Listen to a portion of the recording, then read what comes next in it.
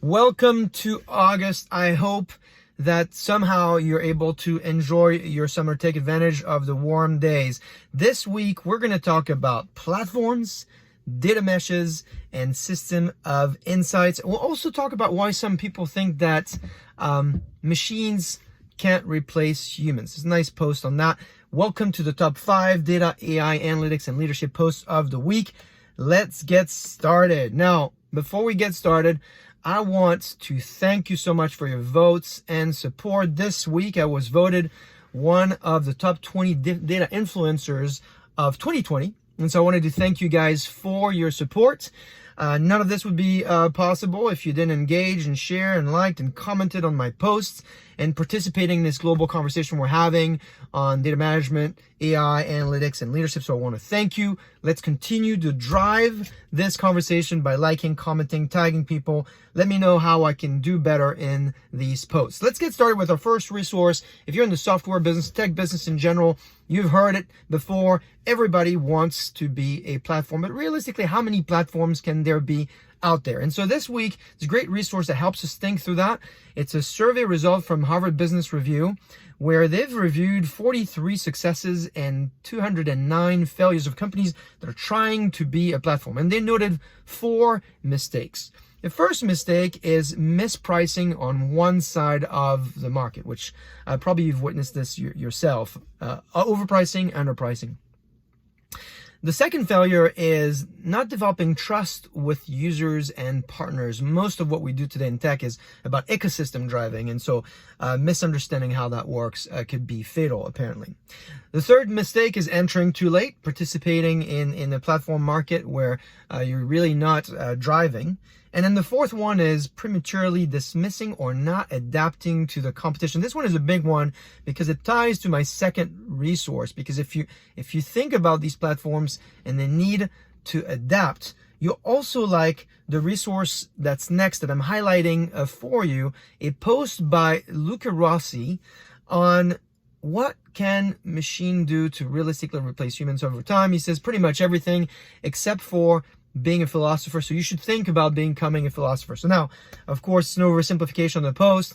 I don't think that's really what he wants us to do. And we can philosophize on this, but there's 4 dimensions he highlights why machines can't replace humans: morality, consciousness, the meaning of life, and alignment. Great post. There's one thing I might disagree with or maybe add something to, which relates to the rest of our post, is he calls intelligence the ability to solve complex problems rapidly and effectively. I think really the best definition I've seen of intelligence is the ability to adapt to change. And so think about that in your organization.